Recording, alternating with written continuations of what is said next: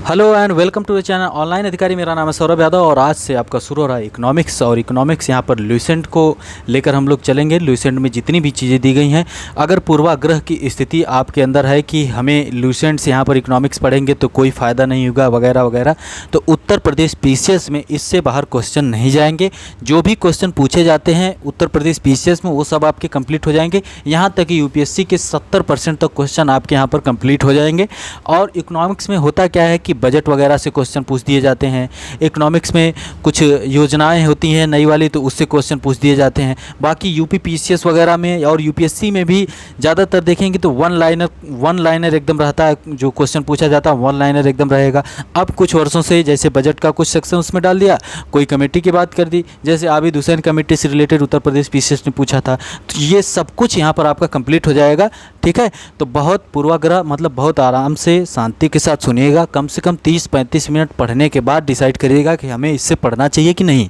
तो पूर्वाग्रह की स्थिति को एक किनारे रखिए और ध्यान से सुनिए। पूरे अच्छे तरीके से आपको इकोनॉमिक्स यहाँ पर समझ में आ जाएगा। आखिर है क्या अर्थव्यवस्था, भारत की अर्थव्यवस्था, विश्व की अर्थव्यवस्था, मतलब आखिर है क्या, सब कुछ आपको यहाँ पर समझ में आ जाएगा। जितना तो हमारा विश्वास है। बाकी सौरभ ऑफिशियल टेलीग्राम की लिंक डिस्क्रिप्शन में दी गई है, उसको ज्वाइन करिए और रेगुलर क्विज में पार्टिसिपेट करिए। तो शुरू करते हैं। अर्थशास्त्र और अर्थव्यवस्था, इकोनॉमिक्स एंड इकोनॉमी क्या है? अर्थशास्त्र मानव की आर्थिक गतिविधियों का अध्ययन करता है। मानव द्वारा संपन्न वैसी सारी गतिविधियां जिनमें आर्थिक लाभ या हानि का तत्व विद्यमान हो। अर्थशास्त्र क्या करता है? मानव की आर्थिक गतिविधियां, इकोनॉमिक एक्टिविटी। आप भी इकोनॉमिक एक्टिविटी करते हैं, तो अर्थशास्त्र क्या अध्ययन करता है कि वही मानव की इकोनॉमिक एक्टिविटी का अध्ययन करता है जिसमें लाभ और हानि की बात हो। लाभ और हानि की बात हो, यही तो है अर्थशास्त्र, यही तो है। ओके। और अर्थव्यवस्था एक अधूरा शब्द है। अर्थव्यवस्था एक अधूरा शब्द है अगर इसके पूर्व किसी देश या किसी क्षेत्र विशेष का नाम ना जोड़ा जाए। अगर किसी क्षेत्र विशेष, किसी देश का नाम नहीं जोड़ते हैं तो वह अधूरा रहता है। जैसे यहाँ पर देखिए ऊपर लिखा हुआ है भारतीय अर्थव्यवस्था। अर्थव्यवस्था सिर्फ अगर लिखा जाता तो वह अधूरा हो जाएगा और सही नहीं माना जाएगा। तो भारतीय अर्थव्यवस्था तब जाके पूरा टर्म हो रहा है। ठीक है, तो ये अर्थव्यवस्था। अर्थव्यवस्था एक अधूरा शब्द है अगर इसके पूर्व किसी देश या किसी क्षेत्र विशेष का नाम ना जोड़ा जाए। वास्तव में जब हम किसी देश को उसकी समस्त आर्थिक क्रियाओं के संदर्भ में परिभाषित करते हैं तो उसे अर्थव्यवस्था कहते हैं। समस्त आर्थिक क्रियाओं, सभी प्रकार की इकोनॉमिक एक्टिविटी की बात करते हैं। आर्थिक क्रिया क्या होगी? जैसे व्यापार कर रहे हैं, घरेलू क्षेत्र में कुछ चीज़ें हैं, सरकार द्वारा दुर्लभ संसाधनों का प्रयोग हो रहा है। ठीक है, वस्तुओं तथा सेवाओं के उपभोग, उत्पादन, वितरण, तो ये तो है अर्थव्यवस्था, है ना। वह अर्थव्यवस्था एक अधूरा शब्द है अगर इसके पूर्व किसी देश या किसी क्षेत्र विशेष का नाम ना जोड़ा जाए। वास्तव में जब हम किसी देश को उसकी समस्त इकोनॉमिक एक्टिविटीज़ के संदर्भ में परिभाषित करते हैं तो उसे अर्थव्यवस्था कहते हैं। ठीक है, अलग अलग लोग, जैसे कि अभी हम जॉन रॉल्स की बात करें, एडम स्मिथ की बात करें, और भी लोग हैं, तो अलग अलग प्रकार की लोग अपनी डिफिनीसन दिए हैं। तो वैसे डिफिनीसन तो आपसे पूछी नहीं जाती। तो यही है अर्थशास्त्र क्या है? जो भी इकोनॉमिक एक्टिविटी, मानव की इकोनॉमिक एक्टिविटी का उसमें अध्ययन किया जाता है। और अर्थव्यवस्था क्या है कि मतलब जो भी सभी प्रकार की इकोनॉमिक एक्टिविटी हो, किसी देश की, किसी व्यक्ति विशेष की, जैसे कि यहाँ पर दिया है घरेलू क्षेत्र, व्यापारिक क्षेत्र, सरकार द्वारा दुर्लभ संसाधनों के प्रयोग की बात हो, वस्तुओं तथा सेवाओं के उपयोग की बात हो, तो यही है अर्थव्यवस्था। ठीक है, अब यहाँ पर नीचे दी गई हैं चीज़ें कि यहाँ पर विश्व बैंक ने वर्गीकृत किया है। विश्व बैंक ने नेशनल इनकम के बेस पर, ग्रास नेशनल इनकम के बेस पर बताया है, प्रति व्यक्ति सकल राष्ट्रीय आय के बेस पर बताया कि अर्थव्यवस्था जो होती है नीची आय वाली, नीची मध्य आय वाली, उच्च मध्य आय वाली और उच्च आय वाली अर्थव्यवस्था के बारे में विश्व बैंक ने बताया है। ठीक है, तो प्रति व्यक्ति सकल राष्ट्रीय आय, per capita gross national income, per capita gross national income के बेस पर विश्व बैंक ने दिया है, जिसमें उसने बताया है कि उच्च आय वाली अर्थव्यवस्था वो है जिसका यूएस डॉलर 12,055 यूएस डॉलर या इससे अधिक इनकम हो, है ना। और उससे नीचे उच्च मध्य आय वाली जो होगी 3,896 से 12,055 तक अगर इतना यूएस डॉलर आय हो प्रति व्यक्ति, ग्रास नेशनल इनकम हो, तो इस प्रकार से कुछ बताया। नीची आय वाली यानी कि 995 यूएस डॉलर या इससे कम हो तो वो नीची आय वाली कही जाएंगी अर्थव्यवस्थाएं, है ना। तो कुछ विश्व बैंक ने इस प्रकार से बताया है। अब यहाँ पर कई प्रकार की अर्थव्यवस्थाएं होती हैं। किस प्रकार की हैं? पूंजीवादी अर्थव्यवस्था, राज्य अर्थव्यवस्था, मिश्रित अर्थव्यवस्था। तो पूंजीवादी क्या है? कैपिटलिस्ट, कैपिटलिस्ट की बात हो रही। राज्य अर्थव्यवस्था को बोलते हैं सोशलिस्ट, सोशलिस्ट टाइप की। और एक और है मिश्रित, यानी दोनों का मिश्रण, है ना। तो पूंजीवादी अर्थव्यवस्था क्या है? इसका अर्थव्यवस्था में क्या उत्पादन करना है, कितना उत्पादन करना है, उसे किस कीमत पर बेचना है, ये सब बाजार तय करता है। ठीक है, जब सब कुछ मार्केट, यानी कि मार्केट जब तय करेगा, प्राइवेट सेक्टर ही सब कुछ तय करेगा कि क्या उत्पादन करें, कितना उत्पादन करें, किस रेट पर बेचें, है ना। तो जब प्राइवेट सेक्टर होता है तो वेलफेयर की बात नहीं करता, सबके कल्याण की बातें नहीं करता। प्राइवेट सेक्टर चाहता है कि उसको कितना ज़्यादा मुनाफा हो। तो ये कैपिटलिस्ट इकोनॉमी की बात हो गई। कैपिटलिस्ट इस अर्थ में व्यवस्था में क्या उत्पादन करना है, कितना उत्पादन करना है, उसे किस कीमत पर बेचना है, ये सब बाजार तय करता है। और इसमें सरकार का कोई आर्थिक भूमिका नहीं होती है, सरकार की कोई आर्थिक भूमिका नहीं होती है, सब कुछ बाजार डिसाइड करता है। सरकार क्या करती है? कुछ नहीं, इसमें कुछ नहीं करती कैपिटलिस्ट वाले में, है ना। अब वहीं पे आगे हम बढ़ते हैं तो हमें पता चलता है कि एडम स्मिथ ने वेल्थ ऑफ नेशंस में, वेल्थ ऑफ नेशंस जिनकी उनकी किताब है, याद रखिए किताब का नाम भी the wealth of Nations, Adam Smith की किताब है, को पूंजीवादी अर्थव्यवस्था का उद्गम स्रोत माना जाता है। ठीक है, तो एडम स्मिथ जो है कि द वेल्थ ऑफ नेशंस में पूंजीवादी अर्थव्यवस्था के बारे में ही, इसी का स्रोत ही इसको कहा जाता है, इसी के बारे में ही इन्होंने सब कुछ बताया है। तो यही है कैपिटलिस्ट अर्थव्यवस्था, कैपिटलिज्म यही है, कैपिटलिस्ट अर्थव्यवस्था, पूंजीवादी अर्थव्यवस्था यही है। जिसके पास पैसा है वो व्यापार करेगा, और व्यापार करेगा मुनाफा कमाएगा, उसे दूसरों के वेलफेयर से क्या मतलब है ना। तो ये है पूंजीवादी अर्थव्यवस्था, कोई दिक्कत नहीं होनी चाहिए आपको, पूंजीवादी समझ गए। अब राज्य अर्थव्यवस्था क्या है? राज्य अर्थव्यवस्था, जिसको सोशलिस्ट भी बोलते हैं, समाजवादी अर्थव्यवस्था, इस अर्थव्यवस्था की उत्पत्ति पूंजीवादी अर्थव्यवस्था की लोकप्रियता के विरोध स्वरूप हुआ। इसमें उत्पादन, आपूर्ति, कीमत सबका फैसला सरकार द्वारा लिया जाता है। अब वहाँ पे हमने पूंजीवादी में क्या देखा है कि सब कुछ फैसला मार्केट कर रही है, प्राइवेट सेक्टर कर रहा है, लेकिन यहाँ पे क्या हो रहा है? सब कुछ सरकार कर रहा है ना। तो सब कुछ सरकार के द्वारा जब होता है तो वो सोशलिस्ट टाइप की अर्थव्यवस्था होती है ना। तो सोशलिस्ट टाइप की अर्थव्यवस्था है। जैसे सोवियत संघ की अर्थव्यवस्था को समाजवादी अर्थव्यवस्था कहते हैं, जबकि 1985 से पहले चीन की अर्थव्यवस्था को साम्यवादी अर्थव्यवस्था कहते हैं। समाजवादी अर्थव्यवस्था में उत्पादन के साधनों पर सामूहिक नियंत्रण की बात शामिल थी और अर्थव्यवस्था को चलाने में सरकार की बड़ी भूमिका थी। वहीं साम्यवादी अर्थव्यवस्था में सभी संपत्तियों पर सरकार का नियंत्रण था और श्रम संसाधन भी सरकार के अधीन थे। तो पूंजीवादी और राज्य अर्थव्यवस्था दोनों आप यहां पर समझ गए। राज्य अर्थव्यवस्था का सिद्धांत जर्मन दार्शनिक कार्ल मार्क्स ने दिया था। कौन? कार्ल मार्क्स, बड़े फेमस है, कार्ल मार्क्स ने दिया था। राज्य अर्थव्यवस्था की बात किए थे कार्ल मार्क्स। कार्ल मार्क्स ने एक पुस्तक लिखी है, किताब लिखी है, भारत की 1857 की क्रांति पर। तो उस पुस्तक का नाम, उस किताब का क्या नाम है, इसको आप लोग कमेंट करिएगा।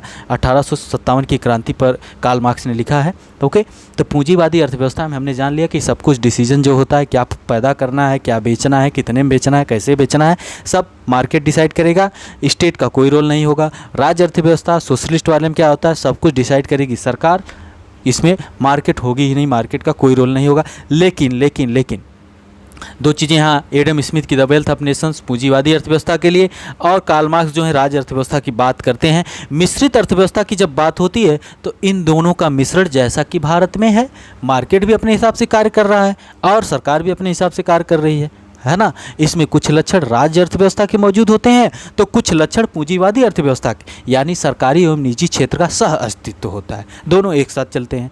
ठीक है, द्वितीय विश्व युद्ध की समाप्ति के बाद उपनिवेशवाद के चंगुल से निकले दुनिया के कई देशों ने मिश्रित अर्थव्यवस्था को अपनाया। इनमें भारत, मलेशिया, इंडोनेशिया जैसे देश शामिल हैं। ठीक है, तो ये तीन चीज़ें आपको यहाँ पता चल गई होंगी, तीन चीज़ें क्लियर हो गई होंगी। और ये एडम स्मिथ, कार्ल मार्क्स के विचारों की बातें यहाँ पर, जैसे अगर यूपीएससी स्टेटमेंट देगा तो यहीं पर कार्ल मार्क्स की अर्थव्यवस्था के बारे में बताएगा, एडम स्मिथ की बात करेगा, तो आपको ये चीज़ें पता होनी चाहिए और आपको क्लियर हो चुकी होंगी। अब यहाँ पर केन्स हैं, केन्स ने सुझाव दिया कि पूंजीवादी अर्थव्यवस्था को समाजवादी अर्थव्यवस्था की ओर कुछ कदम बढ़ाना चाहिए। कार्ल मार्क्स क्या कहते हैं कि पूंजीवादी अर्थव्यवस्था को समाजवादी अर्थव्यवस्था की ओर कुछ कदम बढ़ाना चाहिए, लेकिन लांज है, एक प्रोफेसर लांज ने कहा कि समाजवादी अर्थव्यवस्था को पूंजीवादी अर्थव्यवस्था की ओर कुछ कदम बढ़ाना चाहिए। दोनों लोग अलग अलग देते हैं। केन्स कहते हैं कि पूंजीवादी से पहुंचो समाजवादी पे, यानी राज्य अर्थव्यवस्था पर कुछ कदम बढ़ाना चाहिए, लेकिन लांज क्या कहते हैं कि समाजवादी अर्थव्यवस्था को पूंजीवादी अर्थव्यवस्था पर में भी कुछ करना चाहिए, है ना। तो इन दोनों लोगों के अलग अलग विचार हैं, आपको थोड़ा सा पता होने चाहिए। ओके, वैसे यूपीपीसीएस यहाँ तक अभी तक पहुँचा नहीं है, ओके। अब अर्थव्यवस्था के क्षेत्र की बात होगी। अर्थव्यवस्था के क्षेत्र सबको पता होगा कि primary sector, secondary sector, tertiary sector, प्राथमिक क्षेत्र, द्वितीयक क्षेत्र, तृतीयक क्षेत्र, है ना। तो अब द्वितीयक क्षेत्र में मैन्युफैक्चरिंग वगैरह की बात हो जाती है, इंडस्ट्री की बात हो जाती है। मैन्युफैक्चरिंग यानी फूड प्रोसेसिंग इंडस्ट्री वगैरह जैसे है। अब फूड प्रोसेसिंग इंडस्ट्री के बारे में क्वेश्चन क्या आपके मेंस में जीएस पेपर 3 में है, फूड प्रोसेसिंग इंडस्ट्री से रिलेटेड जीएस पेपर 3 में है, यूपीपीसीएस में, यूपीएससी में भी। तो प्राथमिक क्षेत्र कौन से क्षेत्र होते हैं? Primary sector. कहते हैं कि प्राइमरी सेक्टर और उसकी एलाइड एक्टिविटी यानी उसके साथ जो चलती है। तो प्राइमरी सेक्टर क्या है? अर्थव्यवस्था का यह क्षेत्र प्रत्यक्ष रूप से पर्यावरण पर निर्भर होता है। इन गतिविधियों का संबंध भूमि, जल, वनस्पति और खनिज जैसे प्राकृतिक संसाधनों से प्राथमिक क्षेत्र में शामिल हैं। कृषि हो गया, एग्रीकल्चर हो गया, वानिकी हो गया, मछली पालन हो गया, पशुपालन हो गया, खनन और उत्खनन इसमें संलग्न, ठीक है। तो ये सब है और इसमें संलग्न श्रम की प्रकृति को रेड कॉलर जॉब के जरिए संकेतित किया जाता है। तो यानी प्राइमरी सेक्टर में जो लोग काम कर रहे हैं तो उनको रेड कॉलर जॉब के अंतर्गत कहा जाता है। Okay okay okay. जब भारत देश आज़ाद हुआ तो 1950-51 की स्थिति है कि प्राइमरी सेक्टर का योगदान जीडीपी में 55% था, द्वितीयक सेक्टर 15% था, सेकेंडरी सेक्टर, और तृतीयक सेक्टर 30% था, है ना, 30% था। प्राइमरी सेक्टर वर्तमान समय की स्थिति अगर हम बताएं आपको, प्राइमरी सेक्टर की 2019-20 वगैरह की स्थिति, प्राइमरी सेक्टर का योगदान जो है कि धीरे धीरे यहाँ से 55% कम होकर आ गया है, 20% भी नहीं है, 20% में नहीं है, 17-18 के करीब है, 17-18-19% के करीब है प्राथमिक सेक्टर। द्वितीयक सेक्टर की बात करें तो वो 26% के करीब है और तृतीयक सेक्टर जो है 54% तक पहुंच चुका है। टर्सरी सेक्टर यानी सर्विस सेक्टर जो है वो 54% तक पहुंच चुका है। तो सबसे बड़ी समस्या भारत के साथ ये है कि टर्सरी सेक्टर जो है बहुत कम रोजगार देता है, बहुत कम रोजगार उत्पन्न करता है टर्सरी सेक्टर। तृतीयक क्षेत्र जो है यानी सर्विस सेक्टर जो है बहुत कम रोजगार देता है। 54% तो योगदान है अर्थव्यवस्था में, जीडीपी में इसका योगदान 54% है, लेकिन रोजगार कितना दे रहा है? मुश्किल से 25% तक रोजगार दे पा रहा है। लेकिन प्राइमरी सेक्टर का योगदान 20% है और ये आज भी 50% से ऊपर लोगों को रोजगार दे रहा है। सेकेंडरी सेक्टर की बात करें, सेकेंडरी सेक्टर 26% है तो ये कुछ रोजगार देता है। तो सबसे ज़्यादा सेकेंडरी सेक्टर को मानते हैं कि बढ़िया रोजगार देता है ना। तो ये है। चलिए आगे देखते हैं। प्राइमरी सेक्टर आपने देख लिया। द्वितीयक क्षेत्र की बात करें, हाँ, जो हमने अभी बताया कि प्राइमरी सेकेंडरी टर्सरी सेक्टर की, तो वही उत्तर प्रदेश के केस में भी है। शुरुआत में जब देश आज़ाद हुआ था तो प्राइमरी सेक्टर नंबर 1 पर था, उसके बाद द्वितीयक क्षेत्र था, उसके बाद द्वितीयक क्षेत्र था, फिर तृतीयक क्षेत्र था। हाँ, प्राइमरी था, तृतीयक था और द्वितीयक था। लेकिन प्राइमरी सेक्टर अब सबसे छोटा वाला, सबसे नीचे आ चुका है। उसके बाद आ गया है आपका द्वितीयक, उसके बाद आ गया पहले नंबर पे तृतीयक सेक्टर जो है टर्सरी सेक्टर, ठीक है। तो प्राइमरी सेक्टर जो कि एग्रीकल्चर वगैरह वाला तीसरे नंबर पे है। जीडीपी में योगदान की बात करेंगे तब। अब द्वितीयक क्षेत्र कौन से हैं? अर्थव्यवस्था का वह क्षेत्र जो प्राथमिक क्षेत्र के उत्पादों को अपनी गतिविधियों में कच्चे माल की तरह उपयोग करता है, द्वितीयक क्षेत्र कहलाता है। मतलब कि जो प्राइमरी सेक्टर में उत्पादन हो रहा है, गन्ने का उत्पादन हो रहा है तो गन्ने से चीनी दूसरे सेक्टर में यानी द्वितीयक सेक्टर में आकर चीनी बन रही है। गेहूं का उत्पादन हो रहा है, द्वितीयक सेक्टर में आकर फूड प्रोसेसिंग इंडस्ट्री के थ्रू क्या बन जा रहा है? बिस्किट बनाए जा रहे हैं, वैल्यू एडिशन हो रहा है ना। और प्राइमरी सेक्टर में एग्रो बेस्ड इंडस्ट्री हो गई, और प्राइमरी सेक्टर में ही है खनन वगैरह हो रहा है, वहाँ से मिनरल वगैरह निकाले जा रहे हैं, तो सेकेंडरी सेक्टर में आ जाता है ना। तो सेकेंडरी सेक्टर को वो औद्योगिक सेक्टर, इंडस्ट्रियल सेक्टर भी कहा जाता है। इसमें विनिर्माण, मैन्युफैक्चरिंग, विद्युत, गैस जलापूर्ति, अन्य जन उपयोगी सेवाएं। तीसरा क्या है? निर्माण। वास्तव में इस क्षेत्र में विनिर्माण कार्य होता है, इस कारण ही इसे औद्योगिक क्षेत्र भी कहा जाता है। कोई दिक्कत नहीं होनी चाहिए प्राइमरी सेक्टर में, जिसमें कार्य करने वाले लोगों को रेड कॉलर जॉब उसमें होती है। और यहाँ पर इसमें लगे कुशल श्रमिकों को व्हाइट कॉलर जॉब यानी स्किल्ड वर्कर जो होते हैं वो व्हाइट कॉलर जॉब के अंतर्गत स्थान दिया जाता है। जबकि उत्पादन प्रक्रिया में प्रत्यक्ष रूप से संलग्न श्रमिकों को ब्लू कॉलर जॉब के अंतर्गत रखा जाता है। इसमें कुशल श्रमिकों को, स्किल्ड लेबर जो होते हैं, उनको व्हाइट कॉलर जॉब के अंतर्गत स्थान दिया जाता है, जबकि उत्पादन प्रक्रिया में प्रत्यक्ष रूप से संलग्न श्रमिकों को ब्लू कॉलर जॉब के अंतर्गत रखते हैं। और प्राइमरी सेक्टर में हमने बताया कि उसमें रेड कॉलर जॉब कहते हैं उसको। कोई समस्या नहीं होनी चाहिए, कोई दिक्कत नहीं होनी चाहिए आपको, यहाँ पर कोई समस्या नहीं होनी चाहिए, ठीक है। चीज़ें क्लियर होती चली जाएंगी। क्या कर रहे हैं? बिस्किट वगैरह बना रहे हैं और क्या कर रहे हैं? कुछ अलग सा थोड़े चल रहा है यहाँ पर। तृतीयक सेक्टर टर्सरी सेक्टर, इस क्षेत्र में विभिन्न प्रकार की सेवाओं का उत्पादन किया जाता है। तृतीयक क्षेत्र यानी सेवा क्षेत्र में शामिल व्यापार है, होटल है, परिवहन, भंडारण, संचार, प्रसारण, वित्तीय, अचल संपत्ति और व्यावसायिक सेवाएं, लोक प्रशासन, रक्षा व अन्य सेवाएं, ये तृतीयक सेक्टर के अंतर्गत आता है। तो थोड़ा सा ये भी चीज़ें आपको पता होना चाहिए कि प्राइमरी सेक्टर में क्या है, द्वितीयक में क्या है, तृतीयक में क्या है ना। तृतीयक क्षेत्र भारतीय अर्थव्यवस्था के सकल राष्ट्रीय उत्पाद में सबसे अधिक योगदान कर रहा है, यानी टर्सरी सेक्टर नंबर 1 पर है, उसके बाद सेकेंडरी सेक्टर है, ठीक है, उसके बाद जो है प्राइमरी सेक्टर ऐसे आ चुका है। अर्थव्यवस्था के योगदान में, जीडीपी में अगर योगदान की बात करेंगे तो कुछ इस प्रकार की स्थिति हो चुकी है। ओके, ठीक है, चलिए आगे बढ़ते हैं। तो यहाँ पर आपको कोई दिक्कत नहीं होनी चाहिए। हमने राज्य अर्थव्यवस्था, पूंजीवादी अर्थव्यवस्था और यहाँ पर हमने मिश्रित अर्थव्यवस्था की बात की। हमने एडम स्मिथ के बारे में सुना, थोड़ा सा पढ़ा, और कार्ल मार्क्स के बारे में देखा, और हमने केन्स के द्वारा सुझाव जो दिए गए तो वो देखे, और प्रोफेसर लॉन्च के सुझाव, और प्राथमिक, द्वितीयक, तृतीयक सेक्टर की बात की। अब हम बात करेंगे आर्थिक समृद्धि, इकोनॉमिक ग्रोथ। इकोनॉमिक ग्रोथ क्या है? आर्थिक समृद्धि और इकोनॉमिक डेवलपमेंट। आर्थिक समृद्धि और आर्थिक विकास, इकोनॉमिक ग्रोथ और इकोनॉमिक डेवलपमेंट, दोनों में क्या डिफरेंस है? बहुत नॉर्मल सा डिफरेंस है। ध्यान से सुनेंगे, एकदम क्लियर हो जाएगा। घबराना तो है ही नहीं। अर्थव्यवस्था कुछ भी नहीं है, कुछ नहीं, एकदम ये मान के चलिए कुछ नहीं है, एकदम नॉर्मल चीज़ है। आर्थिक समृद्धि से अभिप्राय किसी समयावधि में किसी अर्थव्यवस्था में होने वाली वास्तविक आय से। आर्थिक समृद्धि से अभिप्राय किसी समय अवधि में किसी अर्थव्यवस्था में होने वाली वास्तविक आय से है। सामान्यतः यदि राष्ट्रीय उत्पाद जीएनपी, सकल घरेलू उत्पाद एवं प्रति व्यक्ति आय में वृद्धि हो रही तो हम कह सकते हैं कि आर्थिक समृद्धि हो रही।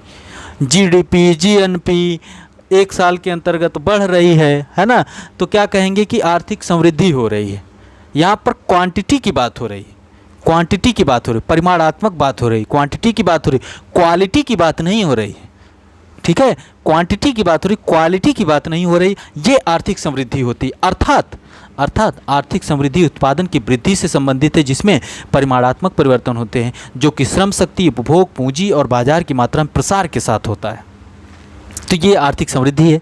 लेकिन हम जब आर्थिक विकास की बात करते हैं तो आर्थिक विकास की अवधारणा आर्थिक समृद्धि की धारणा से थोड़ा व्यापक है। आर्थिक विकास सामाजिक, सांस्कृतिक, आर्थिक गुणात्मक एवं परिमाणात्मक, यानी क्वालिटी भी हो और क्वांटिटी भी हो, दोनों की बात होती है तो वो आर्थिक विकास है, इकोनॉमिक डेवलपमेंट है, ठीक है। परिमाणात्मक सभी परिवर्तनों से संबंधित है। आर्थिक विकास तभी कहा जाएगा जब जीवन की गुणवत्ता में सुधार हो। और जीवन की गुणवत्ता में सुधार कैसे होगा? जब साक्षरता दर बढ़ेगी, शिक्षा बढ़ेगी, जीवन प्रत्याशा बढ़ेगी, ठीक है, पोषण तत्वों का स्तर बढ़ेगा, स्वास्थ्य सेवाएं बढ़ेगी और प्रति व्यक्ति उपभोग की वस्तुएं बढ़ेंगी, उपभोग बढ़ेगा, तब जाकर इकोनॉमिक डेवलपमेंट होगा। इकोनॉमिक ग्रोथ मतलब क्वालिटी की बात होगी, है ना। और भारत में क्या है? पर कैपिटा इनकम सरकार के डेटा के हिसाब से कुछ लोग ज़्यादा अमीर हैं, तो पर कैपिटा इनकम सबकी ये बताई जाएगी। जैसे आप हैं, हम हैं, तो लगभग 1 लाख से ऊपर है, देखेंगे 1 लाख से ऊपर ही है पर कैपिटा इनकम है, इतने से ज़्यादा ऊपर है। तो क्या 1 लाख रुपए आपको रोज़ मिल रहे हैं? नहीं मिल रहे हैं, आपको भी नहीं मिल रहे हैं, ना हमको मिल रहे हैं, है ना। तो पर कैपिटा इनकम सबकी कम है। भारत के लोग क्या है? पर कैपिटा इनकम कम है, प्रति व्यक्ति आय कम है, इसलिए ग्रामीण क्षेत्र के लोग 35 रुपये 40 रुपये का ब्रेड नहीं खरीद पाएंगे। वो 35 रुपये 40 रुपये में 2 केजी आटा खरीदेंगे और 2 दिन खाएंगे, और 35 रुपये 40 रुपये का ब्रेड नहीं खरीद पाएंगे। और ब्रेड रोज़ सुबेरे 35-40 का तो बहुत कम ही लोग हैं अफोर्ड कर पाएंगे, है ना, कि चाय के साथ खाएं। ग्रामीण क्षेत्र में तो ऐसी स्थिति है कि लोग चाय भी नहीं पी पाते हैं। लोग चाय पीने के लिए भी उनके पास ऐसी परिस्थिति नहीं है कि सुबह की एक चाय पिया जाए। भले ही भोजन कर लें, भोजन की है ना, भोजन कर लेंगे, लेकिन चाय नहीं पी सकते। चाय के लिए चीनी चाहिए, दूध चाहिए, सब कुछ चीज़ें चाहिए। तो ये स्थिति है। इसलिए जो है कि इकोनॉमिक डेवलपमेंट की अगर बात होगी तो उसमें क्वालिटी की बात होगी, है ना। क्वांटिटी की भी है, क्वालिटी की भी, दोनों की बात होगी। लेकिन अगर हम आर्थिक समृद्धि की बात करेंगे तो वहाँ पर सिर्फ और सिर्फ क्वांटिटी की बात होगी, जिसमें जीडीपी ग्रोथ हो रही, जीएनपी ग्रोथ हो रही, तो आर्थिक समृद्धि बोला जाएगा, है ना। तो यहाँ पर कोई दिक्कत, कोई भी समस्या आपको नहीं होनी चाहिए। कोई भी समस्या अगर हो तो एक बार थोड़ा सा पीछे जाइए, फिर से देखिए। हाँ, ल्यूसेंट जब भी आप पढ़ें तो ल्यूसेंट में पढ़ते वक्त 15 से 20 मिनट लेक्चर हो तो एक बार थोड़ा सा पीछे जाकर रिवाइज कर लेना चाहिए। ओके, अब यहाँ पर आर्थिक विकास की माप की बात होगी, विभिन्न देशों के आर्थिक विकास की माप तथा विभिन्न देशों के आर्थिक विकास की तुलनात्मक स्थिति ज्ञात करने के 5 दृष्टिकोण मिलते हैं।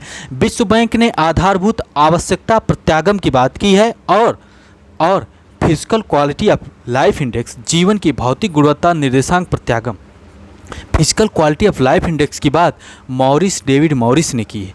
ये क्वेश्चन पूछा गया है, physical quality of life index की बात, ये क्वेश्चन पूछा गया, साफ साफ पूछा गया, यूपी पीसीएस में पूछा गया है ना, यूपी पीसीएस में ही पूछा गया। Physical quality of life index की बात किसने की है? मॉरिस डेविड मॉरिस ने की है। किसने की है? मॉरिस डेविड मॉरिस ने की है, ओवरसीज डेवलपमेंट काउंसिल के कहने पर किया। इस विधि में किसी भी देश के रहन सहन के स्तर यानी आर्थिक विकास की तुलना के लिए तीन आंकड़ों की बात की है।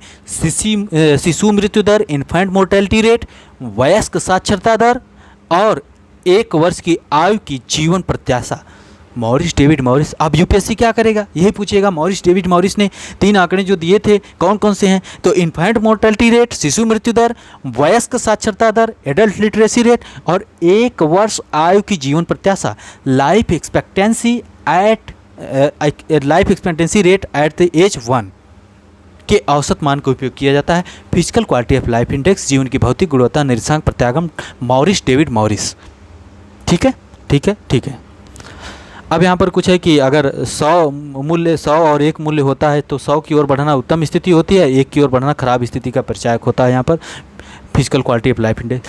क्रय शक्ति क्षमता, IMF इसका उपयोग करता है। क्रय शक्ति क्षमता मतलब परचेजिंग पावर पैरिटी और परचेजिंग पावर पैरिटी में खरीदने की क्षमता में भारत विश्व की तीसरी अर्थव्यवस्था है। बहुत पहले से चली आ रही है, आज भी वर्तमान में भी तीसरे नंबर पर है ना। और IMF ने इसका प्रयोग 1993 में किया था। आजकल विश्व बैंक इसी विधि का प्रयोग करके विभिन्न देशों के रहन सहन के स्तर की तुलना के लिए कर रहा है। परचेजिंग पावर पैरिटी की बात। ओके। विश्व विकास रिपोर्ट 2014 के अनुसार 2012 में क्रय शक्ति क्षमता में भारतीय अर्थव्यवस्था विश्व की तीसरी है और वर्तमान में भी यही स्थिति है। ओके, तो कोई दिक्कत यहाँ तक नहीं होनी चाहिए। PQ physical quality of life index हमने देख लिया। निवल आर्थिक कल्याण क्या है? निवल आर्थिक कल्याण मतलब नेट इकोनॉमिक वेलफेयर। क्या मतलब? Net economic welfare. निवल आर्थिक कल्याण क्या होगा? नेट इकोनॉमिक वेलफेयर क्या है?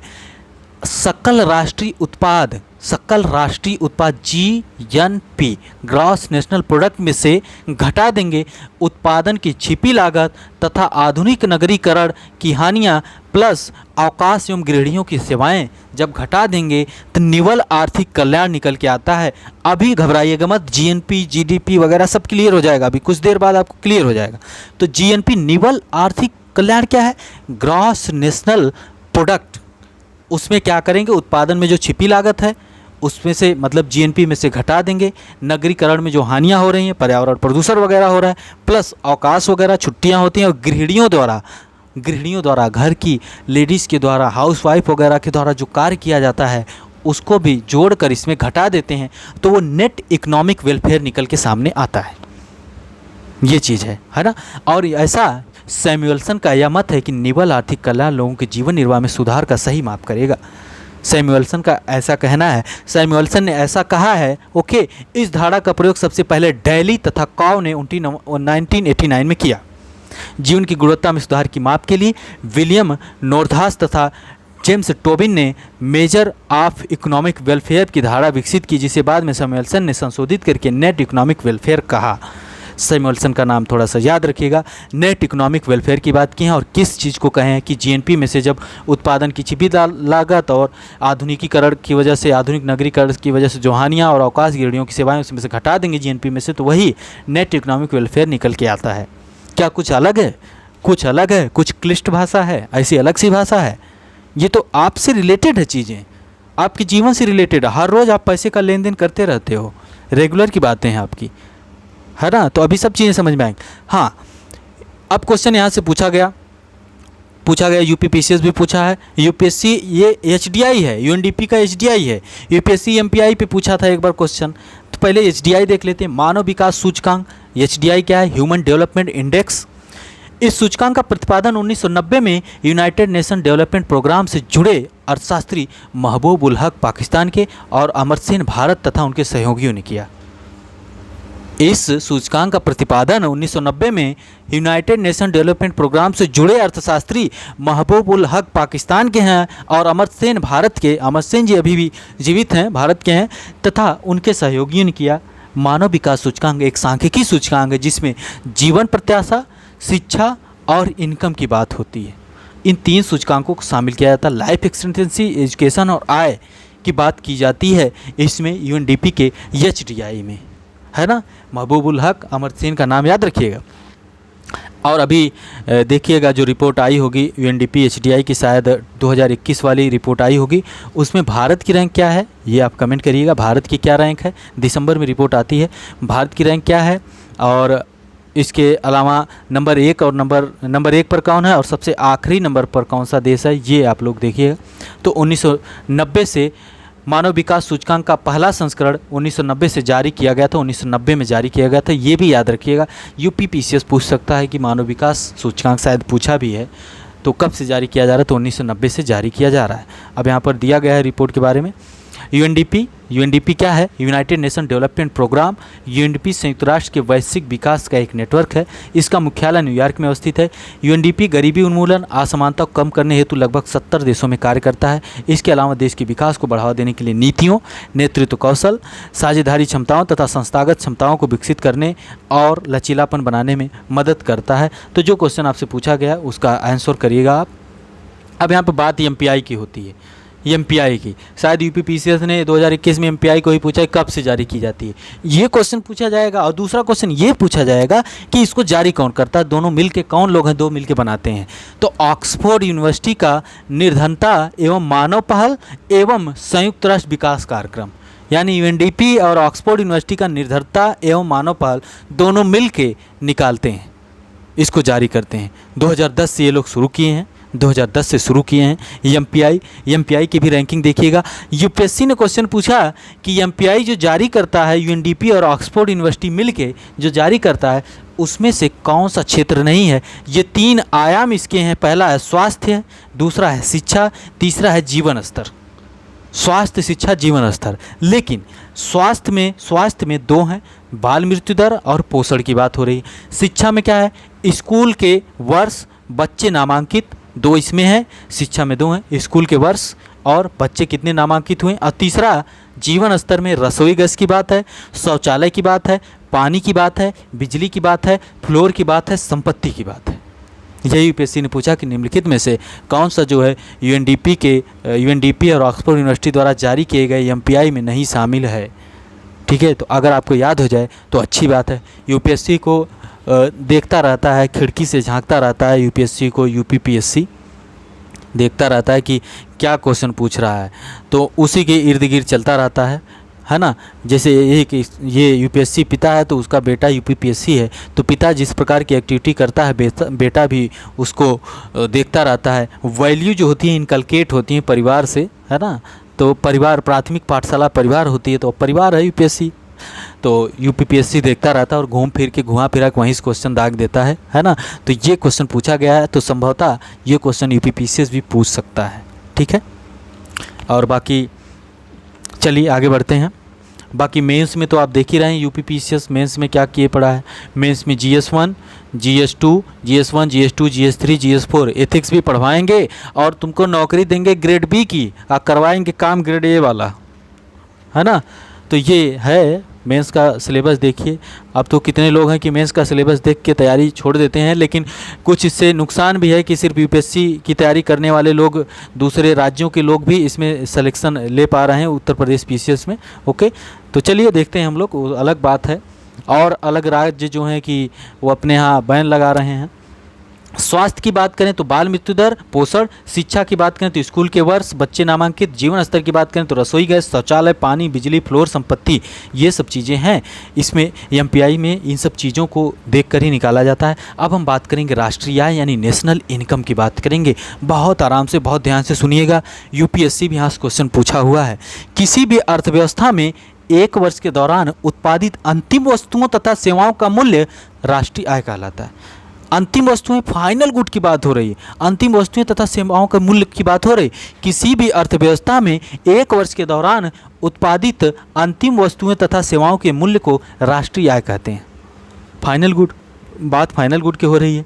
एक समयावधि में फाइनल गुड, अब एक कार बन रही है, एक कार बन रही है और कार में टायर भी लगे हैं, है ना, कुछ ऐसे कार बन गई, कार में टायर भी लगे हैं। ये टायर कोई और कंपनी बना रही है और कार कोई और कंपनी बना रही है, तो टायर जो होगा इंटरमीडिएट गुड है, फाइनल गुड नहीं है। फाइनल गुड तो जब कार मार्केट में आ जाएगी वो फाइनल गुड होगा, है ना, तब वो फाइनल गुड है। तो यही फाइनल गुड की बात हो रही है। बिस्किट की बात, बिस्किट जब बनता है मार्केट में आपको जिस रेट पर मिलता है वो फाइनल, मतलब जो जिस रेट पर आपको मिले वही फाइनल गुड हो जाएगा ना। किसी भी अर्थव्यवस्था में एक वर्ष के दौरान उत्पादित अंतिम वस्तुओं तथा सेवाओं का मूल्य राष्ट्रीय आय कहलाता है। बिस्किट जब आपके हाथ में आएगा तब। आप चीनी 50 रुपया कहीं और से ख़रीदे और कहीं पर जो है कि आटा कहीं से लेके आए, उसके बाद और भी कुछ चीज़ें वैल्यू एडिशन हो रहा है, काजू वाला भी आता है तो काजू वगैरह डाल रहे हैं, तो ये सब इंटरमीडिएट गुड हो जाएंगे। तो फाइनल गुड, फाइनली जो आपको मिल रहा है वो। तो किसी भी अर्थव्यवस्था में एक वर्ष के दौरान उत्पादित अंतिम वस्तुओं तथा सेवाओं का मूल्य राष्ट्रीय आय कहलाता है। ठीक है। भारत की राष्ट्रीय आय और प्रति व्यक्ति आय की गणना का प्रथम प्रयास दादा भाई नौरोजी ने 1867-68 में किया था। बहुत ही महत्वपूर्ण, इन्होंने लिखा था poverty and un-British rule in India, और 1868 में इन्होंने प्रति व्यक्ति आय 20 रुपये बताई थी भारतीयों की। नौरोजी के अनुसार, आकलन के अनुसार वर्ष 1868 में प्रति व्यक्ति आय पर कैपिटा इनकम 20 रुपये थी। नेशनल इनकम होगी, राष्ट्रीय आय जितनी है, पूरे देश की इनकम जितनी होगी उसमें जनसंख्या से जब भाग दे देंगे, जनसंख्या से जब डिवाइड कर देंगे तो क्या निकल जाएगी, प्रति व्यक्ति आय निकल जाएगी, है ना। आपके परिवार में 5 लोग हैं, 5 लोग मिलके 100 रुपये कमा रहे हैं एक महीने में, और 5 लोग 100 रुपये कमा रहे हैं, तो 5 से डिवाइड जब कर देंगे तो 20 रुपये हुआ, तो प्रति व्यक्ति आय तो 20 रुपया हुआ ना, यही तो बात है। तो 20 रुपये यही बताए हैं नौरोजी जी ने 1868 में 20 रुपये बताए। एफ सिर्राफ ने 1911 में प्रति व्यक्ति आय 49 रुपये बताए थे। एफ सिर्राफ कितना बताए थे, 1911 में 49 रुपये बताए थे। स्वतंत्रता प्राप्ति से पूर्व इस दिशा में प्रथम आधिकारिक प्रयास वाणिज्य मंत्रालय द्वारा किया गया। वर्ष 1949 में भारत सरकार द्वारा नियुक्त राष्ट्रीय आय समिति का अध्यक्ष पीसी महालनोबिस थे। 1949 में भारत सरकार द्वारा नियुक्त राष्ट्रीय आय समिति के अध्यक्ष पीसी महालनोबिस थे। बहुत महत्वपूर्ण, 1949 में भारत सरकार द्वारा नियुक्त राष्ट्रीय आय समिति के अध्यक्ष पीसी महालनोबिस थे। डॉक्टर आर गैडगिल तथा VKRV राव इस समिति के सदस्य थे। अभी के अभी याद कर लीजिए, ठीक है। इस समिति की पहली रिपोर्ट 1951 में प्रस्तुत की गई थी, जिसके अनुसार 1948-1949 के लिए भारत की नेशनल इनकम 8,710 करोड़ बताई गई और प्रति व्यक्ति आय 225 रुपये। पर कैपिटा इनकम कितना बताया गया, 225 रुपये। नौरोजी बाबा बताए थे कि 20 रुपया, एफ सिर्राफ बताए थे 49 रुपया। अब यहाँ पर ये राष्ट्रीय आय समिति बनी जिसके अध्यक्ष पीसी महालनोबिस थे और सदस्य आर गाडगिल और VKRV राव थे। इन लोगों ने बताया 225 रुपये। कब बताए, 1948-1949 में। तीनों लोगों को याद रखिएगा। उसके अलावा इकोनॉमिक हिस्ट्री ऑफ इंडिया भी लिखे हैं, और Mahadev Govind Ranade, M G Ranade भी ने ये भी कुछ किए हैं, तो इनको देखिएगा। हिस्ट्री में आप देखे होंगे, इनको भी देखिएगा। Economic history of India, RC Dutt, इन लोगों ने भी प्रयास किया था। ओके, चलिए, कोई दिक्कत यहाँ तक नहीं होनी चाहिए। अब यहाँ पर महत्वपूर्ण चीज़ क्या है, भारत में राष्ट्रीय आय के आंकड़े वित्तीय वर्ष 1 अप्रैल से 31 मार्च पर आधारित हैं। भारत में सांख्यिकी विभाग के अंतर्गत केंद्रीय सांख्यिकी कार्यालय सेंट्रल स्टैटिस्टिक्स ऑफिस, सांख्यिकी विभाग के अंतर्गत CSO, केंद्रीय सांख्यिकी कार्यालय सेंट्रल स्टैटिस्टिक्स ऑफिस, जिसकी स्थापना 1951 में हुई थी, राष्ट्रीय आय के आकलन एवं प्रकाशन के लिए उत्तरदायी है। इस कार्य में राष्ट्रीय प्रतिदर्श सर्वेक्षण कार्यालय नेशनल सैंपल सर्वे ऑर्गेनाइजेशन इसकी मदद करता है। यानी CSO की मदद जो 1951 में स्थापित हुआ उसकी मदद NSSO करता है। लेकिन 2019 में केंद्र सरकार ने CSO और NSSO का विलय करके क्या कर दिया, सांख्यिकी और कार्यक्रम कार्यान्वयन मंत्रालय के अधीन राष्ट्रीय सांख्यिकी कार्यालय नेशनल स्टैटिस्टिकल ऑफिस की स्थापना की। NSO की स्थापना कर दी गई 2019 में, याद रखिएगा। 2019 में NSO की स्थापना कर दी गई और रंगराजन आयोग की निर्देश पर रंगराजन आयोग ने ऐसा सुझाव दिया था, उस पर ये किया गया। रंगराजन आयोग का सुझाव था, उस पर ये परिकल्पना एनएसओ की परिकल्पना रंगराजन आयोग ने की थी, तो इसलिए 2019 में ये किया गया। Okay, NSO.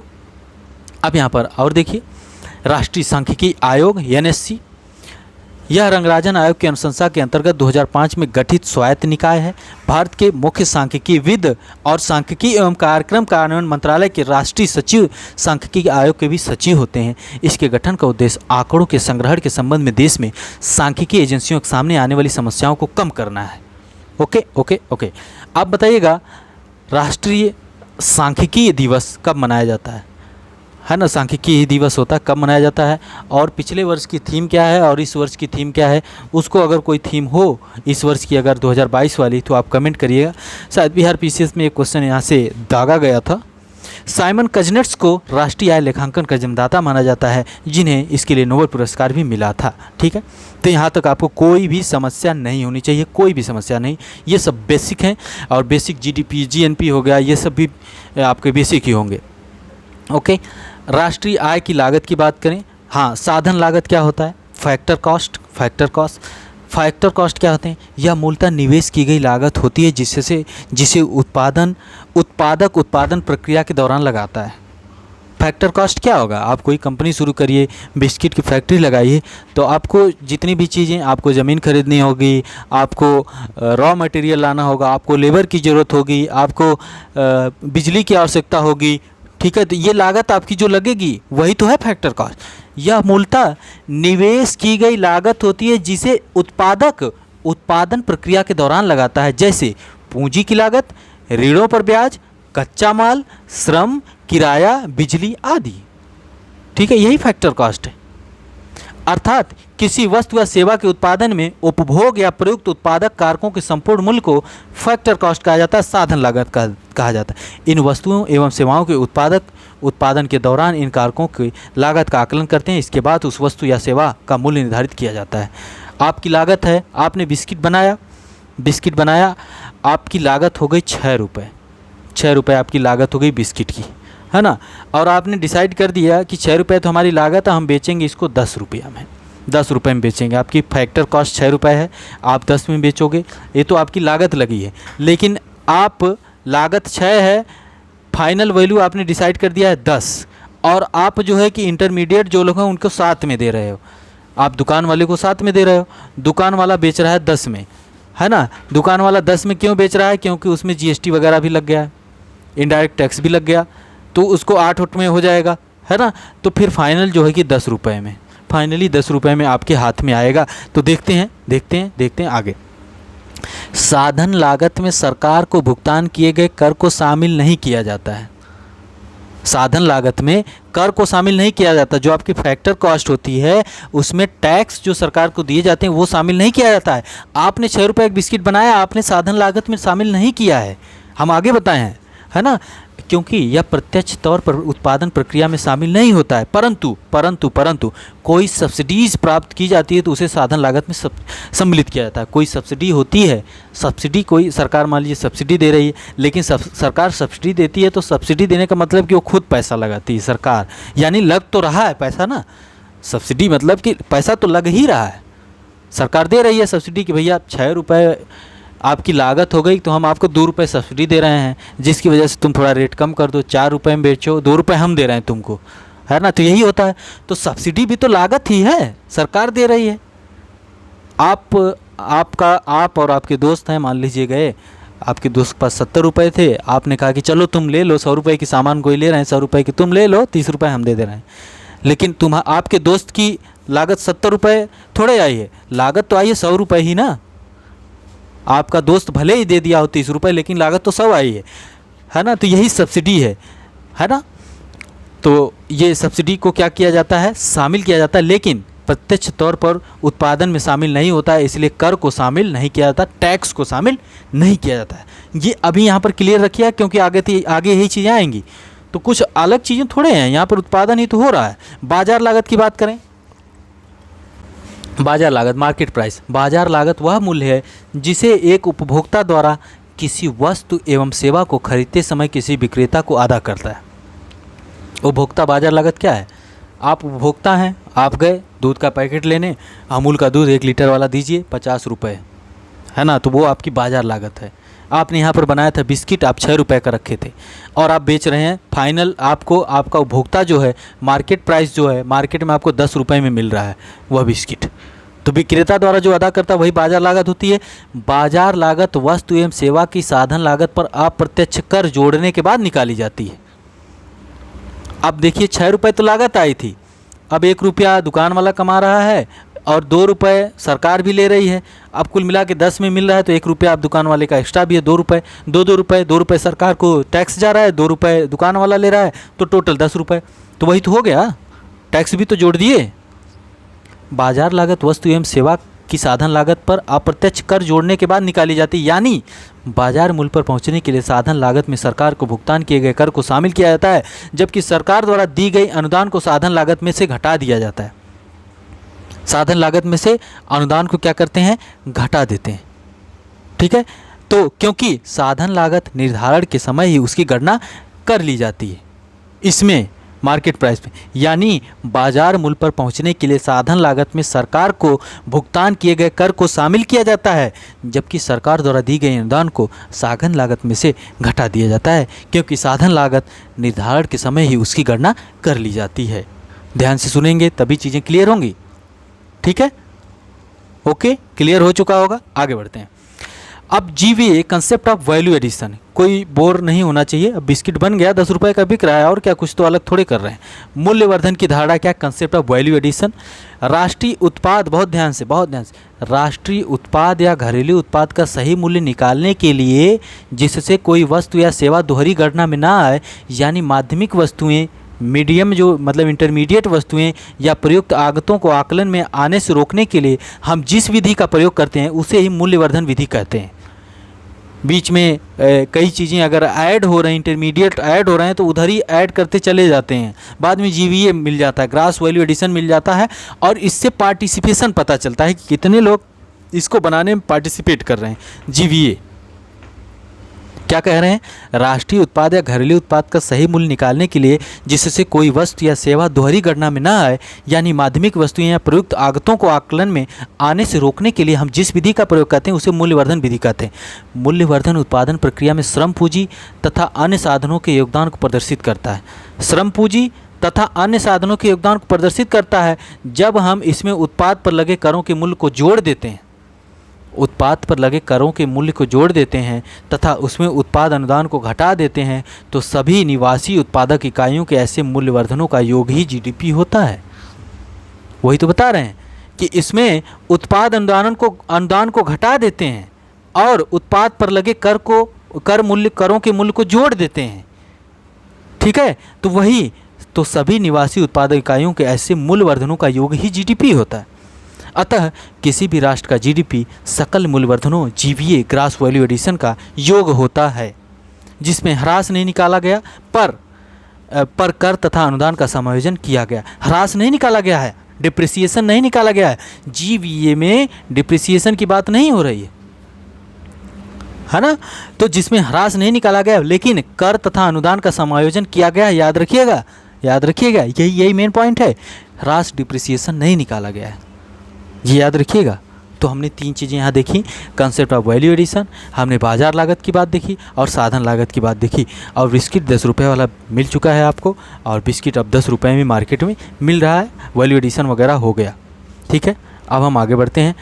अब हम चालू कीमतों पर राष्ट्रीय आय की बात करते हैं, चालू कीमतों पर राष्ट्रीय आय और स्थिर कीमतों पर राष्ट्रीय आय की बात करते हैं। चालू कीमतों पर मतलब कि जो चालू कीमतें हैं वर्तमान परिस्थिति की बात करें एक ही साल में, और स्थिर कीमतें जो डिसाइड कर दी जाती हैं, जैसे भारत में इसके पहले 2004-05 थी, अब कर दिया गया 2011-12। बेस प्राइस 2011-12 निश्चित कर दी गई है, और उसके पहले 2004-05 थी, है ना, 2004-05 से बेस ईयर बना दिया गया, 2004-05 से 2011-12 कर दिया गया। ठीक है, तो स्थिर कीमतें वही हैं जिस पर उस पर गणना की जाती है। स्थिर कीमतों पर राष्ट्रीय आय से अभिप्राय एक लेखा वर्ष के दौरान एक राष्ट्र के सामान्य नागरिकों द्वारा उत्पादित समस्त अंतिम वस्तुएं एवं सेवाओं, फाइनल गुड की बात हो रही, कि उस मौद्रिक मूल्य से है जिसे किसी आधार वर्ष के मूल्यों पर मापा जाता है।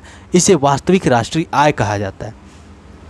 वास्तविक राष्ट्रीय आय इसे ही कहा जाता है। किसी देश के आर्थिक विकास का सही सूचक स्थिर कीमत पर राष्ट्रीय आय है। चालू कीमतों पर राष्ट्रीय आय, जब किसी राष्ट्रीय आय को प्रचलित बाजार मूल्यों पर मापा जाता है तो उसे चालू कीमतों पर राष्ट्रीय आय कहते हैं। चालू कीमतों पर राष्ट्रीय आय को मौद्रिक आय भी कहते हैं। तो चालू कीमतें हैं, है ना, एक साल में ही निकाल दिया गया। अब यहाँ 2004-05 बेस ईयर है, 2004-05 उसी पर निकाला, 2011-12 कर दिया गया है ना। तो ये है, ठीक है। तो ये चीज़ें हैं।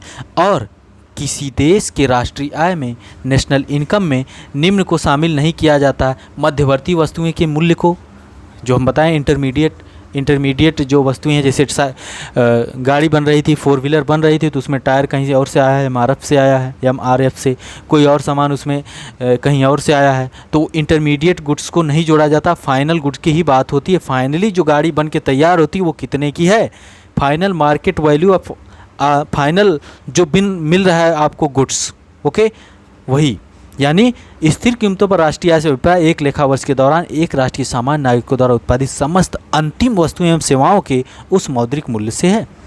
ओके, पुरानी वस्तुएं के मूल्य को नहीं जोड़ते हैं, है ना। पुरानी वस्तु जो है वो तो काउंट कर ली गई थी, पहले ही कर ली गई। जब भी GDP निकाला गया तो पुरानी वस्तु का कर लिया गया होगा। घरेलू सेवाओं अथवा कार्य को आपने एक आदमी हायर किया है आपके घर में पोछा लगाने के लिए, खाना बनाने के लिए, पानी भरने के लिए, सब चीज़ों के लिए आपने लगाया है, तो वो जो है कि घरेलू वस्तुओं और सेवाओं को हायर करें हैं जब, तब आप उसको नेशनल इनकम में, GDP में उसका काउंट होगा। लेकिन जब आप खुद ही काम कर ले रहे हैं, अपना काम खुद कर ले रहे हैं, कपड़े धुल ले रहे हैं, खाना बना ले रहे हैं, खाना खा ले रहे हैं और नहा ले रहे हैं और सब कुछ प्रेस भी खुद ही कर ले रहे हैं, सब कुछ अपने से कर ले रहे हैं, तो वह राष्ट्रीय आय में नहीं होगा। ठीक है, घर की महिलाओं के द्वारा जो कार्य किया जाता है वो राष्ट्रीय आय के अंतर्गत नहीं होता है, नहीं उसको काउंट किया जाता है। लेकिन अगर किसी को हायर करके आप करते हैं, जिसको सैलरी आप देते हैं, तो वो राष्ट्रीय आय में जुड़ेगा। ओके, तो वित्तीय परिसंपत्तियां जैसे कि अंशपत्र, ऋण पत्र आदि के विक्रय को नहीं जोड़ा जाता। हस्तांतरण, भुगतान, पेंशन, वजीफा, लॉटरी जीतना, ये सब नहीं। विदेशों से प्राप्त उपहार को नहीं जोड़ा जाता। याद रखिएगा, ये चीज़ याद रखिएगा। अब हम बात करेंगे GDP की। आखिर GDP है क्या? क्या है GDP? GDP का मतलब होता है ग्रास डोमेस्टिक प्रोडक्ट, यानी GDP सकल घरेलू उत्पाद। घरेलू मतलब घर घर घर, पूरा देश हमारा घर है, भारत देश। अब पूरे देश की हम बात कर रहे हैं तो पूरे देश में, अब मैप सही नहीं बनेगा, कुछ ऐसे ही है, पूरा देश हमारा, हाँ लगभग नहीं, सही नहीं मानेंगे, हाँ। तो भारत देश की बाउंड्री के अंतर्गत चाहे विदेशी और भारतीय, मतलब भारत देश की बाउंड्री के अंतर्गत जितने लोग रह रहे हैं उनके द्वारा जो भी उत्पादन किया जा रहा है वो GDP के अंतर्गत होगा। किसी देश की घरेलू सीमा के भीतर स्थित निवासी उत्पादक तथा गैर निवासी उत्पादक इकाइयों द्वारा एक वर्ष में उत्पादित वस्तुओं और सेवाओं के अंतिम मौद्रिक मूल्य सकल घरेलू उत्पाद कहलाता है। मतलब देश की सीमा के अंतर्गत, भारत देश का क्षेत्र जहाँ तक फैला है, भारत देश की जहाँ तक धरती है, उसकी सीमा के अंतर्गत चाहे वो भारतीय चाहे विदेशी द्वारा उत्पादित वस्तुओं और सेवाओं का अंतिम मूल्य, फाइनल मौद्रिक मूल्य सकल घरेलू उत्पाद कहलाता है। ठीक है, इसमें जो है कि भारतीयों का जो बॉर्डर में रह रहे हैं, जो भारत के लोग विदेश में रह रहे हैं उनकी बात नहीं हो रही है, जो भारत के लोग विदेश में रह रहे हैं उनकी बात नहीं हो रही है ना। जो भारत में लोग रह रहे हैं, चाहे वो विदेशी हो चाहे वो भारत के तो हैं ही और विदेशी भी हैं, उनको जोड़ लेते हैं, तब क्या कहा जाता है, वो GDP के अंतर्गत होते हैं। दूसरे शब्दों में हम कह सकते हैं कि एक लेखा वर्ष में एक देश की घरेलू सीमा में सभी उद्यमियों, चाहे वह निवासी हो या अनिवासी, द्वारा की गई सकल मूल्य वृद्धि को सकल घरेलू उत्पाद कहा जाता है। इसका आकलन राष्ट्रीय एवं निजी उपभोग, सकल निवेश, सरकारी एवं व्यापार शेष के योगफल के द्वारा भी किया जाता है। तो GDP क्या है? भारत की सीमा के अंतर्गत जितने लोग भी रह रहे हैं, चाहे वो विदेशी हो, भारतीय तो हैं ही और विदेशी भी, उनके द्वारा जो भी उत्पादन किया जा रहा है उसका फाइनल मौद्रिक मूल्य GDP कहलाता है। यही स्टेटमेंट UPSC दे के खेल गया।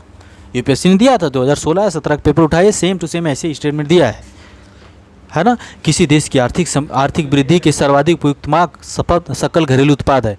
किसी देश की आर्थिक वृद्धि के सर्वाधिक उपयुक्त माप सकल घरेलू उत्पाद है, जीडीपी है। ओके, अब जीडीपी के उपयोग हैं कि जीडीपी में होने वाले वार्षिक प्रतिशत परिवर्तन ही किसी अर्थव्यवस्था की वृद्धि दर है ना। जीडीपी परिवर्तित हो रही तो वृद्धि दर है। यह परिमाणात्मक दृष्टिकोण है, परिमाणात्मक है, क्वांटिटी है। इसके आकार से देश की आंतरिक शक्ति का पता चलता है, लेकिन इससे उत्पादों तो एवं सेवाओं की गुणवत्ता का पता नहीं चलता है, क्वालिटी का पता नहीं चलता है। ठीक है, क्वांटिटी की बात हो रही है तो इकोनॉमिक ग्रोथ हो रहा है, इकोनॉमिक डेवलपमेंट इससे नहीं पता चलता। अंतर्राष्ट्रीय मुद्रा कोष, IMF एवं विश्व बैंक की ओर से सदस्य देशों का तुलनात्मक विश्लेषण इसी आधार पर किया जाता है। ठीक है, तो ये है। ओके, तो ये जीडीपी की बात हो गई। अब हम इधर आएंगे, जीएनपी देखेंगे। बीच में जो चीज़ें दी गई अगर उसको देखें तो आप अभी कंफ्यूज हो जाओगे और बंद करके कहोगे कि मिले सुर मेरा तुम्हारा तो सुर बने हमारा। चलिए, जीएनपी ग्रास नेशनल प्रोडक्ट क्या है, सकल राष्ट्रीय उत्पाद क्या है, जीएनपी क्या है। अब GNP gross national product, N से नेशनल, एन से राष्ट्रीय, राष्ट्रीयता की बात हो, राष्ट्र की बात हो, अपने देश के लोगों की सिर्फ बात हो, यानी भारत देश के लोग भारत में और विदेशों में जाकर, भारत में और विदेशों में जाकर, ठीक है, भारत के लोग कौन होंगे, जो भारत के नागरिक होंगे, जो नागरिक हैं, जो लोग नागरिकता छोड़ दिए उनकी बात नहीं, भारत के लोग भारत में और विदेशों में जाकर पैसा जो कमा रहे हैं, वहाँ पर कंपनी चला रहे हैं, वो सब कुछ जीएनपी में होगा, है ना। नेशनलिस्ट की भावना है, राष्ट्रीयता की भावना है। भारत के लोग भारत में और विदेश में जाकर, जो लोग नागरिक हैं, जो भी कमाई कर रहे हैं, जो भी पैसा कर रहे हैं, जो भी कंपनी से उत्पादन कर रहे हैं, वो जो है कहाँ का है, किस में आएगा, जीएनपी में आएगा। तो जीएनपी इक्वल टू हो जाएगा कि भारत के लोगों के द्वारा, GNP equal to GDP plus Bharat के लोगों के द्वारा विदेशों में कमाई गई संपत्ति, अर्जित किया गया धन, माइनस भारत के अंतर्गत जो लोग विदेशी हैं उनको घटा देंगे, क्योंकि वो तो दूसरे देश की जीएनपी में आ जाएंगे ना। वो अमेरिका के हैं तो अमेरिका वाले हो जाएंगे, अमेरिका की जीएनपी में आ जाएंगे, भारत की जीएनपी से घटा देंगे। लेकिन हमने जीडीपी में क्या किया था, हमने बाउंड्री की बात की थी, सीमा की बात की थी। ठीक है, सीमा की बात की थी, बाउंड्री की बात की थी कि भारत की सीमा के अंतर्गत चाहे विदेशी हो, वो उत्पादित कुछ कर रहे हैं, उसका फाइनल मार्केट वैल्यू वही तो जीडीपी है। लेकिन जीएनपी की जब बात करते हैं तो राष्ट्रीयता की भावना, भारत के लोगों की भावना, भारत के लोग जहाँ पर भी हैं विदेशों में कमा रहे हैं, तो वो जीएनपी के अंतर्गत। किसी अर्थव्यवस्था में जीएनपी उस आय कहते हैं जो जीडीपी में विदेशों से होने वाली आय को जोड़कर प्राप्त किया जाता है। दूसरे शब्दों में सकल राष्ट्रीय उत्पाद एक वर्ष की अवधि में एक देश के सामान्य नागरिकों द्वारा देश की घरेलू सीमा के अंतर्गत या बाहर उत्पादित की गई अंतिम वस्तुओं का फाइनल गुड्स और सेवाओं का सकल मूल्य से यदि यक्स देशवासियों द्वारा विदेशों में अर्जित आय हो व यम विदेशियों द्वारा देश में अर्जित आय हो तो GNP equal to GDP plus X minus M. बंद अर्थव्यवस्था जब होगी, मतलब बंद अर्थव्यवस्था है, आपका दरवाज़ा बंद है, घर बंद है, ना तो कोई अंदर से कोई बाहर ना आ सके, बाहर से कोई ना अंदर जा सके, तो क्या होगा, ना तो कोई अंदर से बाहर जाएगा, ना कोई बाहर से अंदर आएगा, तो जीडीपी इक्वल टू जीएनपी हो जाएगा ना। यही है ना, यही तो हो जाएगा। तो इसमें सोचना क्या है, जीडीपी जीएनपी तो समझ गए आप लोग क्या है जीडीपी जीएनपी। हमने फैक्टर कॉस्ट की बात की थी, हमने मार्केट प्राइस की बात की, सब कुछ तो बता रहे हैं। अब इसमें भी कन्फ्यूजन होगा तो कैसे काम चलेगा भैया, है ना। अब हम बात करते हैं जीएनपी के कुछ उपयोग हैं। जीएनपी हमने बताया, जीएनपी के कुछ उपयोग हैं। सकल राष्ट्रीय आय के आधार पर आईएमएफ दुनिया के देशों की रैंकिंग तय करता है। इसके आधार पर आईएमएफ देशों को उनकी क्रय शक्ति क्षमता या तुल्यता परचेजिंग पावर पैरिटी के आधार पर रैंक तय करता है, उसके आधार पर रैंक तय करता है। राष्ट्रीय आय को आंकड़े के लिए जीडीपी जीएनपी, राष्ट्रीय आय को आंकने के लिए जीएनपी जीडीपी की तुलना में विस्तृत पैमाना है, क्योंकि यह अर्थव्यवस्था की परिमाणात्मक तस्वीर के साथ साथ गुणात्मक तस्वीर भी पेश करता है। क्वालिटी और क्वांटिटी दोनों की बात करता है। भारत के लोग क्वालिटी में बेहतर होंगे, स्किल्ड होंगे, तभी विदेशों में अच्छा प्रकार से सही तरीके से धन अर्जित कर पाएंगे, और लेबर की तरह जाकर कार्य करेंगे तो क्वांटिटी होगी, क्वालिटी नहीं होगी। ठीक है, क्योंकि यह अर्थव्यवस्था की परिमाणात्मक तस्वीर के साथ साथ गुणात्मक तस्वीर भी पेश करता है। यह किसी भी अर्थव्यवस्था को दुनिया की दूसरी अर्थव्यवस्था के साथ रिश्ते पर भी रोशनी डालता है। यह दूसरे देशों के लिए किए गए कर्ज एवं दूसरे देशों को दिए गए कर्ज से पता चलता है। यह बताता है कि बाहरी दुनिया किसी देश के खास उत्पाद पर कितनी निर्भर है और वह उत्पाद दुनिया के देशों पर कितना निर्भर है ना। क्वालिटी अच्छी होगी तो आप उसका इम्पोर्ट एक्सपोर्ट बढ़ेगा, तो ये हो गई जीएनपी। जीएनपी आपने देख लिया। आपने देखा जीडीपी देख लिया भारत की बाउंड्री के अंतर्गत। आपने देखा GNP gross national product. GNP देखा तो जीडीपी में आपने क्या किया कि भारतीयों के द्वारा विदेशों में अर्जित और माइनस भारत में विदेशियों को कर दिया। अब एनएनपी कैसे निकलेगा? NNP equal to GNP gross national product में से आप क्या करेंगे? ह्रास घटा लेंगे। ह्रास मतलब डिप्रिसिएशन जो हो रहा है। डिप्रिसिएशन क्या होता है? डिप्रिसिएशन ये होता है कि मतलब जो मशीन है वो ख़राब होती है, घिसती है, वो डिप्रिसिएशन की बात होगी। ठीक है, तो नेट डोमेस्टिक प्रोडक्ट एनडीपी वही निकलेगा। नेट डोमेस्टिक प्रोडक्ट क्या निकलेगा? यह किसी भी अर्थव्यवस्था का वह जीडीपी है जिसमें से एक वर्ष के दौरान होने वाली मूल्य कटौती यानी ह्रास को घटाकर प्राप्त किया जाता है।